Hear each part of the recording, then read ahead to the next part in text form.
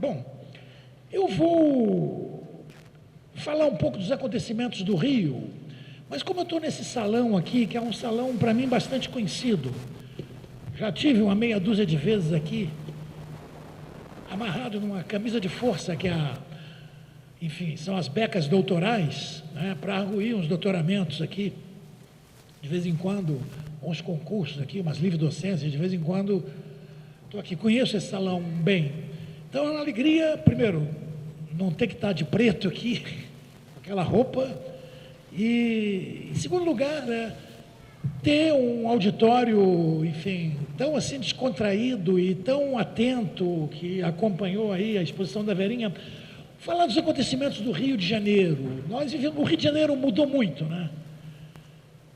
Quando forem ao Rio, ao balneário, como alguns colegas costumam se referir aqui, enfim, brincando com o que foi, né? Aqui, o Rio de Janeiro, quem for atrás da Zona Sul, esperando encontrar um pouco de rebeldia, nem rebeldia, de inconformismo, até um pouco de espirituosidade, mude o rumo, porque na Zona Sul do Rio há um fascismo social entranhado, que é o produto mais acabado, né, dessa produção de subjetividades pela grande mídia a que se referiu a Verinha. Há um fascismo social. Essa coisa que está nos jornais, o pessoal aplaudiu, a classe média fascistizada do Rio de Janeiro aplaudiu. Os pobres não. Basta ver aquele depoimento dos dois repórteres do Correio Brasiliense, que diziam assim, peraí, eu não vi ninguém aplaudindo, eu estava lá. Eu via todo mundo reclamando, vinha me dizendo tal. Agora, a Zona Sul aplaudiu. E quando estava entrevistando um oficial da Polícia Militar, tinha uma jornalista dizendo, mas aquela hora que eles estavam fugindo, por que vocês não mataram? E aí o oficial tinha que explicar que não pode matar uma pessoa em fuga, que isso constitui um crime. Então, o Rio de Janeiro, e o olhar, não existe mais aquilo. Quem aqui acho que não vejo ninguém da minha idade aqui, mas opinião, aquele show feito em cima, não é, do que foi o grande debate entre o lacerdismo e o brizolismo, que era remove as favelas, os interesses das grandes corporações imobiliárias, tudo aquilo, radica as favelas, né, cria condições delas permanecerem, né. Essa luta que foi ganha pelas forças progressistas, né, sob a batuta de Brizola no século XX, está sendo derrotada agora. Dá uma chuva mais forte, vamos erradicar. O Rio de Janeiro vive um momento triste. Aquele olhar sobre a favela, sobre os moradores da favela, aquele olhar generoso e tal, aquilo acabou. É só olhar, confiram um filme, nem precisa de ser, nem vou falar de Glauber, não vou falar da câmera de Glauber sobre a pobreza, para comparar com a câmera de José Badilha. É só, não preciso, pega um assalto ao trem pagador do Reginaldo Faria, que não era nenhum homem, digamos, muito avançado politicamente, mas olha como sobre a favela tem ali um olhar generoso, tem um olhar compreensivo, enfim, temos uma responsabilidade com aquilo, todos nós, portanto, temos que estar atentos, o olhar tem que puxar a solidariedade, antes de mais nada e tal. Nada disso, isso acabou. Tem um fascismo social entranhado lá, eles aplaudiram, eles queriam muita morte, eles gostam de sangue, aquilo ali está muito difícil. Mas o povão não, os moradores da favela, absolutamente, ninguém aplaudiu. A mentira, entre as tantas mentiras, a começar a dizer que aquilo foi um momento glorioso, foi um momento em que, enfim, eu nunca vi, eu não imagino que o dia em que o Beck, o zagueiro, leva uma bola no meio das pernas, pode ser o dia do zagueiro. É difícil para mim entender isso, porque foi uma bola e tanto no meio das pernas. Não liberaram de matar 51, mas tomaram a bola no meio das pernas. Aquela fuga é assim, enfim, uma obra de arte estratégica. Mas quem estava torcendo para a chacina O público de tropa de elite, aquele que aplaude na hora da tortura, esse aí perdeu o que seria o melhor. Desses acontecimentos lastimáveis, que apresentam, que estão na linha do... Eu estou pensando em fazer o ano que vem, no Rio de Janeiro, um seminário que vai estar com o título provisório Fracassos do Enfrentamento. E vou chamar os companheiros de Medellín e os companheiros de Ciudad Juárez, que são documentos do fracasso do enfrentamento. Né? Cidade segura é a cidade onde nem se fala em segurança, onde os acontecimentos, a conflitividade criminal está lá no seu coisa, submetida ao seu tratamento sempre penoso, ao que for ainda aquela amarga necessidade de que falavam os jovens professores de direito penal alemães dos anos 60, quando tinham uma generosidade, quando não tinham também se ajoelhado diante das teorias preventivas. Bom, vamos falar algumas coisas dali. Já que eu estou aqui, eu vou falar do judiciário, do papelão do Poder Judiciário do Estado do Rio de Janeiro nisso, já que eu estou no Salão Nobre das Arcadas. Então, enfim, que sou também um professor de Direito, vou falar. Primeiro, como eu quero chamar? Todo mundo que acompanhou aquilo, não tinha como deixar de ver. Né? Você não tinha como deixar de ver. Viu um homicídio à luz do dia. Quando tinha aquela debandada, o crime organizado era assim, uns garotos fugindo, mudando igual ali lá. De repente, um atirador de elite, lá, o Capitão Nascimento, matou um garoto daqueles. Aparece outro. Ninguém falou isso, acabou. Entre as propriedades mágicas da legislação de drogas, desse grande fracasso, que, como diz a Verinha, não é um fracasso, é um sucesso. É um sucesso pelos poderes que confere, pelos poderes abusivos que confere às corporações policiais periféricas no controle das massas marginalizadas pelo empreendimento neoliberal, marginalizadas economicamente. É um sucesso. É um fracasso quanto aos objetivos declarados. Não é? Enfim, isso é um fracasso, mas é um sucesso, não é? Porque aquilo foi um homicídio, do qual ninguém falou. Não houve um promotor de justiça do parquê do Estado do Rio de Janeiro que tivesse se ocupado daquilo. Um policial, foi feito na frente de 20 mil policiais. Ninguém se ocupou daquele homicídio. Qual o nome daquele morto? Sabe? Não sabemos. Homenageamos hoje aqui merecidissimamente o grande Eduardo Leite, um herói nacional. Eu vi o corpo de delito do Eduardo Leite. Arrancaram os olhos dele. Eu não vou acreditar que a pontaria, que o nego tivesse um olho, um tiro aqui. Arrancaram os olhos dele. Eu vi, porque eu participei do processo do sequestro do embaixador alemão, e ele foi morto antes que o caso fosse julgado. Eu defendia um outro garoto, um garoto mineiro, também morto hoje, José Roberto Gonçalves de Rezende, mas eu vi aqueles... Pô, muito bem, o homicídio brutal de Eduardo Leite, enfim, não foi apurado, veio anistia, não será apurado também. Mas o homicídio que aconteceu domingo passado, ao vivo e às cores, para o país inteiro, ninguém, não teve o presidente do Tribunal de Justiça, que foi saudado por ser um aliado, e sinceramente no Estado de Direito, quando o Judiciário é um aliado do Executivo, meu Deus do céu, fecha a porta, o último apaga a luz. Porque então, não serve para nada esse Judiciário. Um Judiciário que é sócio do Executivo, do Legislativo, não serve para nada. Ele está traindo o único cumprimento que o justifica, com seus enormes gastos. A única coisa que o justifica é ele ser completamente independente e ser o guardião indescartável de todas as garantias constitucionais. Aquele menino foi morto brutalmente na frente de... Cadê as associações de juízes? Cadê a Associação dos Juízes Federais? Que está hoje nos jornais reclamando da criação do duplo juiz. Cadê? Cadê os promotores? Cadê o fiscal da lei? Estão cegos os fiscais? Não, ninguém está cego. Não se pode falar nisso. Houve um homicídio ali que é uma vergonha. Claro, para o governo do Estado do Rio é impossível envergonhar mais um governo que, enfim, é uma vergonha. Uma vergonha. A polícia do Rio é que mais mata no mundo.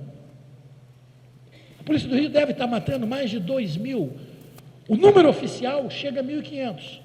Mas estão fora desse número. Encontros de ossadas, encontros de cadáver, que dá uns 100. E que dentro disso aí tem. E sabem vocês, porque a esquerda tem que jogar os olhos para hoje também. Né? Nós temos 300 desaparecidos que nos pesam e que, digamos, temos que fazer todo o esforço para, enfim, e tal. O fato da anistia não pode perturbar minimamente a apuração da verdade e tal. Tudo bem. No Rio de Janeiro desaparecem 5.600 pessoas por ano. Hoje, o ano passado desapareceram 5.600 pessoas. É só consultar o site oficial. É claro que desse número aí a metade reaparece. Mas tem aí dentro umas 600, 800 mil mortes de simulado desaparecimento. Querem ver um caso? Aquela engenheira que foi morta pelos PMs, que é um caso, estou dando um caso, ela está na cifra dos desaparecimentos. Mas é claro que é um homicídio policial. O primeiro caso foi esse. Peraí que eu preparei aqui um pouco a minha, para não parecer desorganizado, quando eu vi a verinha cheia das coisas. Bom, segunda coisa. Não sei se viram, a polícia militar estimulando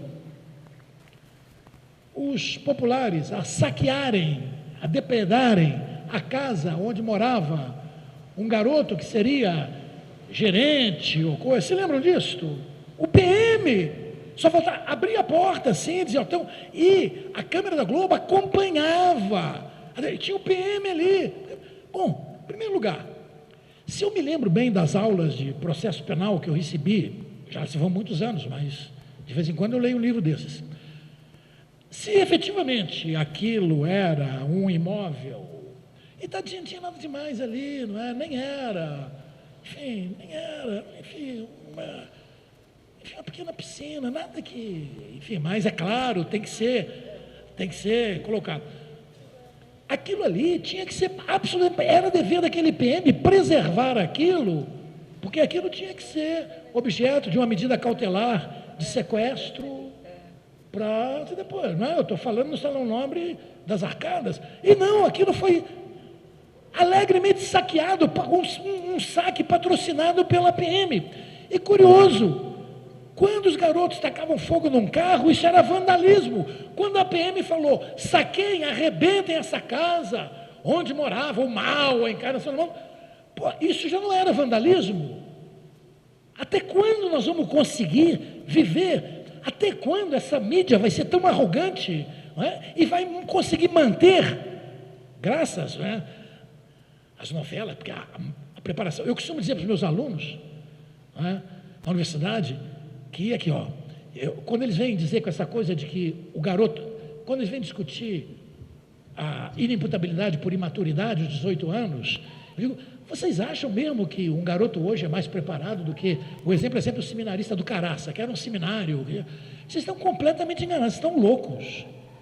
O seminarista do Caraça, com 16, 17 anos, tinha lido Homero em grego, Ovídio, Virgílio em latim, e o garoto de hoje, sinceramente, 5 anos de malhação, dá um problema aqui que não recupera mais. Eu tenho que cuidar muito. 5 anos de malhação dá um troço aqui. E vocês vêm me dizer que esse imbecilzinho, tadinho, que está precisando de ler e tal, é melhor do que o seminarista do Caraça? Vocês estão malucos. Mas estava lá. Aí já não era vandalismo. Era uma coisa que interessava para a propaganda da pena, para a propaganda do sistema penal, para a propaganda da polícia, para essa coisa triste, a caminho do Estado fascista, que nós já estamos vivendo, já não vamos viver não, já estamos vivendo. Estado de Direito. Em terceiro lugar, mas certamente não por último, essa coisa, o presidente do tribunal aparece na televisão e diz, não, nós estamos... E aí acontece o seguinte, um garoto que é preso com uma garrafa de gasolina na mão,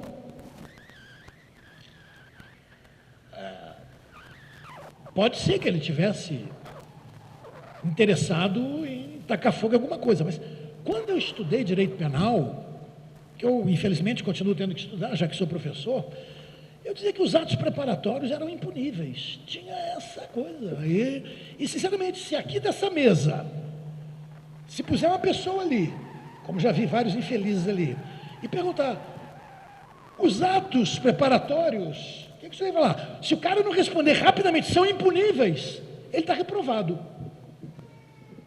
E nas provas de direito penal 1 dessa casa, como de qualquer outra, se a resposta não for essa, então, o cara é preso e é mandado para Rondônia. É preso porque crime, bom, o único crime que ele poderia ser preso, eu vou até pedir licença, vou fazer uma coisa que eu sempre tive muita vontade de fazer, tirar o paletó nesse salão. Hoje eu posso.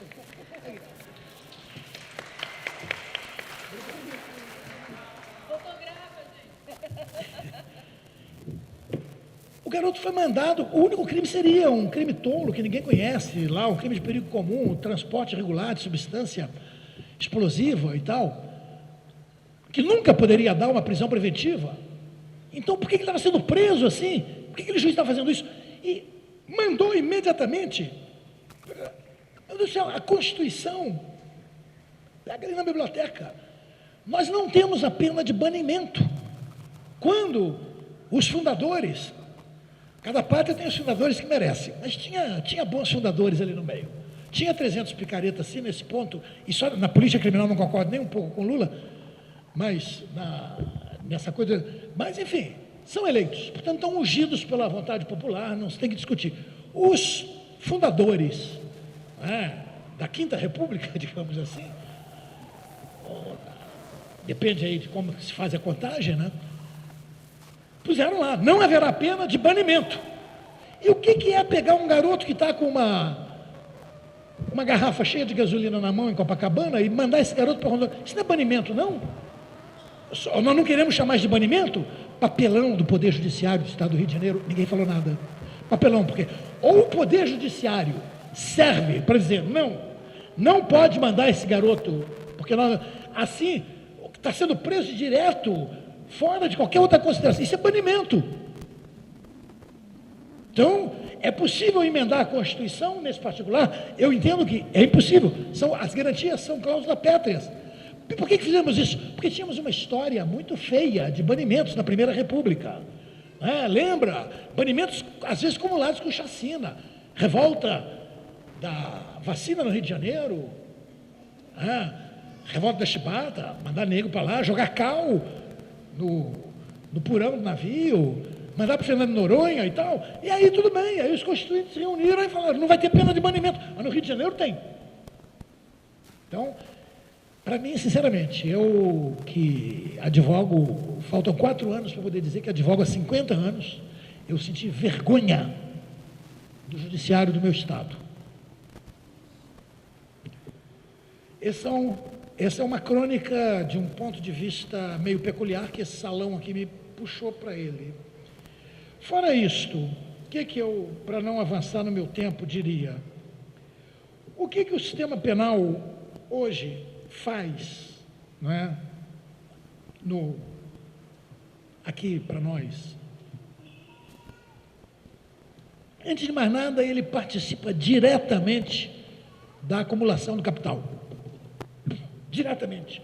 Não é mais indiretamente, não é aquela coação econômica indireta que Marx se referia, não. Ele participa diretamente. E é só a gente dar uma olhada.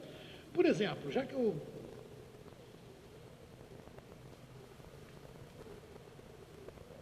essa coisa das UPPs, parabéns a vocês por terem feito um ato sobre isso. Isso é um campo de concentração.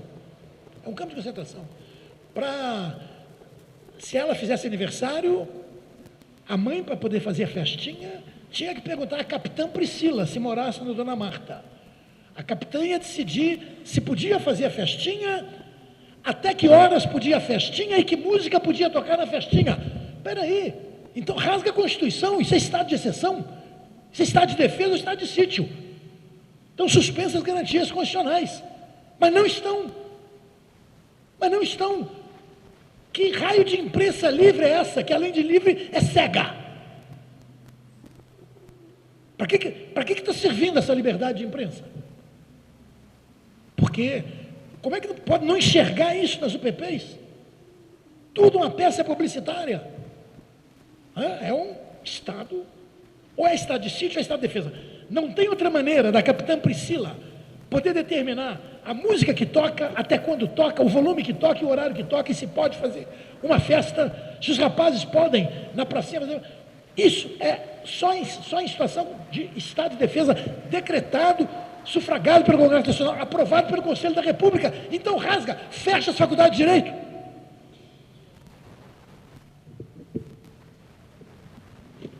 A UPP é o seguinte: os últimos corpos são levados, aí chega a UPP, chega os pacificadores. Logo depois chega o pessoal da Light, o pessoal da NET. Porque, sim, claro, a Light está fazendo publicidade das UPPs, porque aí aparece uma moradora, assim, não, é bom que agora não corta mais, é bom tal, aí, claro. Aliás, quando houve a privatização dos serviços públicos, foi criado no Rio de Janeiro uma delegacia especial chamada Delegacia Especializada de Serviços Delegados. E pela primeira vez, o furto de energia elétrica, essa invenção centenária, há 100 anos atrás, por pressão das companhias que produziam e distribuíam energia elétrica, os nossos colegas, os penalistas europeus, inventaram uma equiparação entre que a energia elétrica seria considerada coisa móvel. Então, o furto de energia elétrica só passou a ter realidade estatística no Brasil depois da privatização do serviço. Ou seja, quando aquela delegacia funciona bem, o balanço das distribuidoras de energia elétrica sobe. Mas se fosse só isso,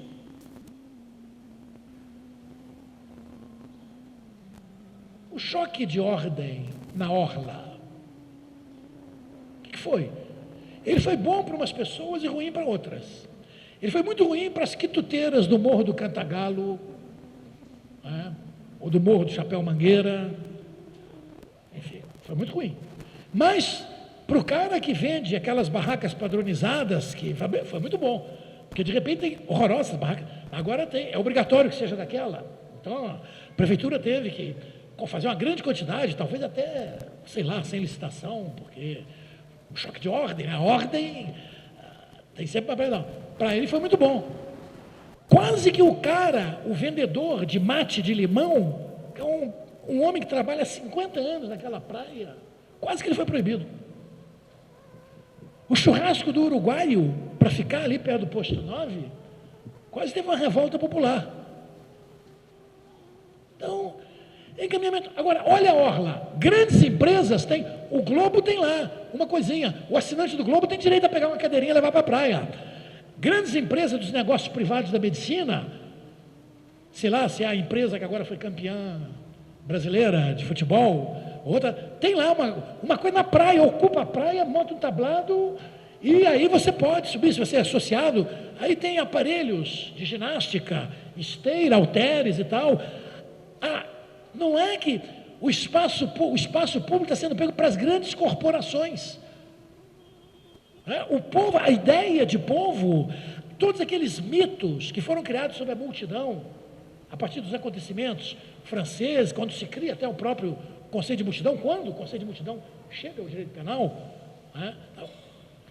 não, mas empreendimentos transnacionais, sim. E a pirataria?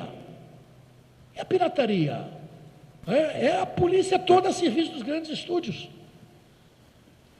No momento em que, quer dizer, a reprodutibilidade da obra de arte alcançou uma coisa que teria o estudo, não é, do Adorno, do Horkheimer, aquilo hoje é brincadeira perto do que aconteceu. E para que é isto?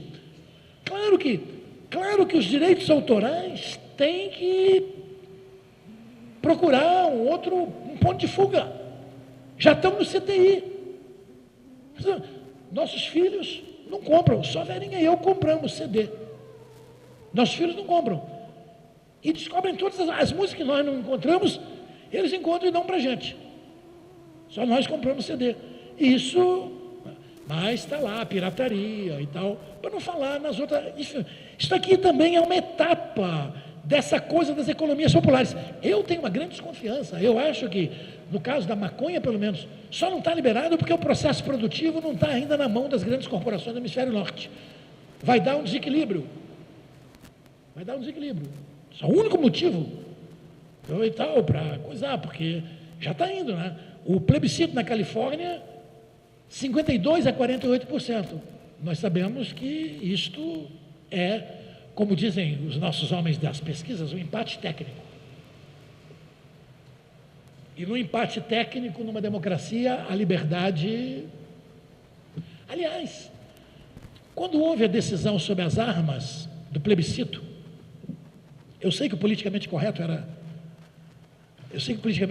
perdeu, mas o que ganhou, se fosse interpretado, se realmente a vontade popular fosse considerada, e nós tínhamos que considerar duas coisas. Em primeiro lugar, o povo brasileiro disse, não adianta proibir, somos contra a proibição. Isso tinha um reflexo direto aqui.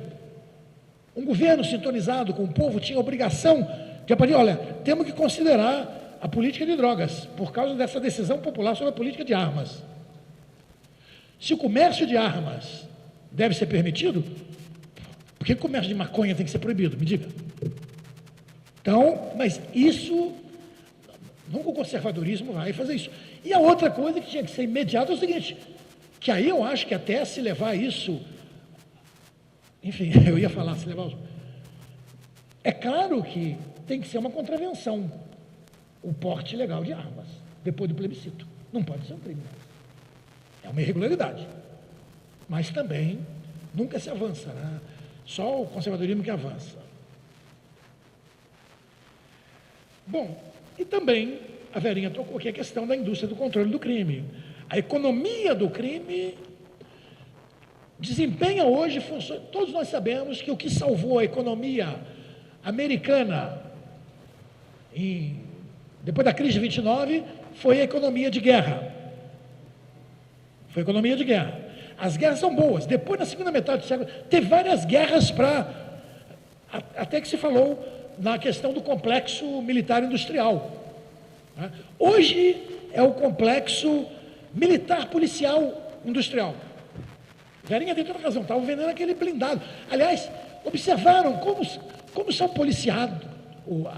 Esses jornalistas parece que combinam uma coisa.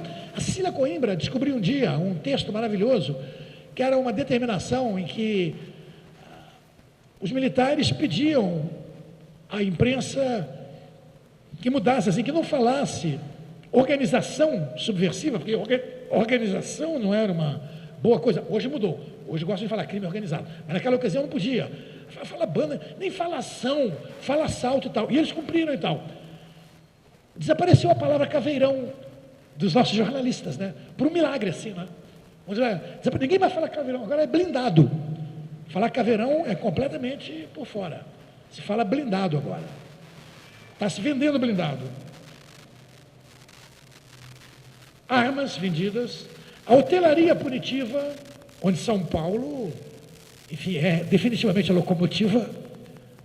A hospedaria punitiva, que é um negócio, enfim, fantástico. Já tem 4 estados trabalhando com penitenciárias privadas. E é claro, onde tem penitenciárias privadas, tem na Faculdade de Direito um professor que gosta de penas longas, né, que é sensível ao lobby e teorias jurídicas, enfim, dizendo que a pena é uma grande coisa, é o vértice da sociabilidade humana e tal, e pena não é nada mais, nada menos do que inflição ordenada e medida de sofrimento. É isso, pena. O Estado de Direito tem pouca pena.